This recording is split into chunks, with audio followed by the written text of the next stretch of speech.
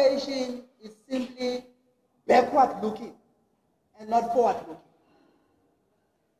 Having said that and finish with it, Jesus Christ puts it out clearly. Give Caesar what is due to Caesar. Are you with me? Yes. As much as we are Christians, the obligations of the governance that we have are due upon us, says one. And we are also role players in that governance. There's nothing I always tell people when they complain about, the government this, the government this, and I say, doesn't this person know the constitution of the land? It says clearly the government by the people, for the people. You cannot say the government. You are the government. Am I making myself clear? Now, when I was chair and when we were in leadership, we engaged with everyone. I remember I had to sort out an issue in one of the branches at one time when the one guy who was Sadesmo was serving with 8 executive members who were SASCO.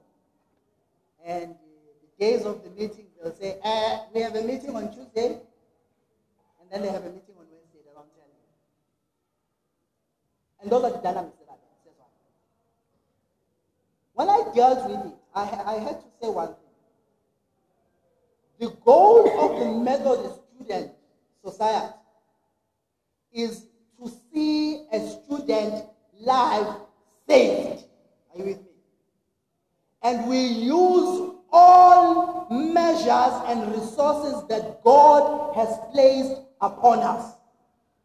The time for just preaching to someone when they are starving has passed. The time for telling someone to change their life, whereas I can provide something for them, has long gone. We also have to be effective in the student community. We are part of the student community. But as I said, what are you first? Are you a student first or are you a Methodist first? If you are a student first, your action will always be that of a student. But if you are a Methodist, now let me change it. I think if I just keep on saying Methodist. Are you a Christian first or are you a student first? When I was here, I always used to tell people, I was a student, and as much as I'm still learning, I'm in another caliber of being a student, but I will always be a Christian. Isondole too, I think, said here that said, every time when you make decisions, the LNT, when I explain it, we are in front order with the LNT. This is what I say for Christians. Every time you do anything, make sure you are point and order with the Bible. We have to serve with the SASCOs. We have to engage them and so forth. Our student communities, we cannot allow students not to be registered. We cannot allow students to sleep on the floor. We cannot allow students. Social holiness, John Wesley speaks of it. Social holiness. It means not only are we holy in terms of the life we live spiritually, but in terms of the life we live socially.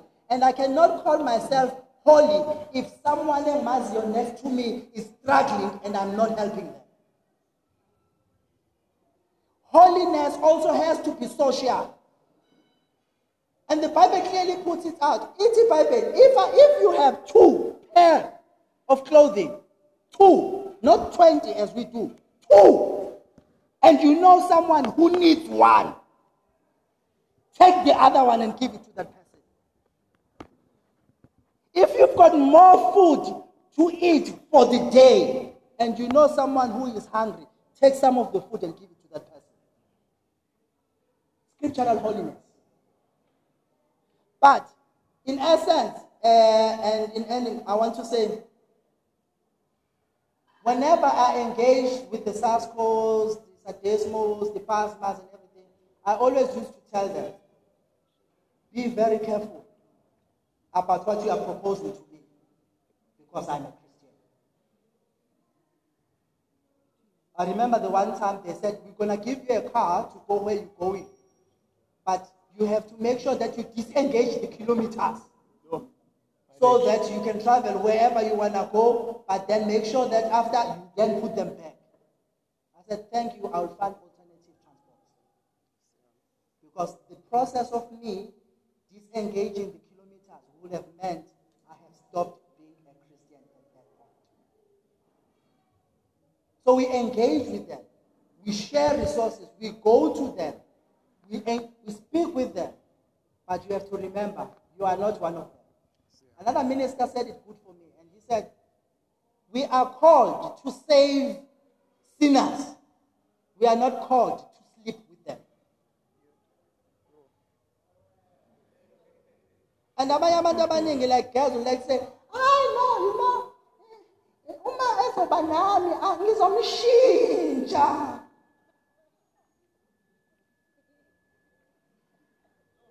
I've got 32 teeth. I have lived up to 34. You cannot come in a year or two and think you're going to change what I've been for almost all my life. Of course I will pretend to make you happy. But as soon as I get what I want to get, I'm going to go back to who I am. So Namika, what I'm saying is when we engage with these other structures, don't forget who you are. Don't lose yourself in their world. Remember, you're better than them. I think, sir, you were the last one.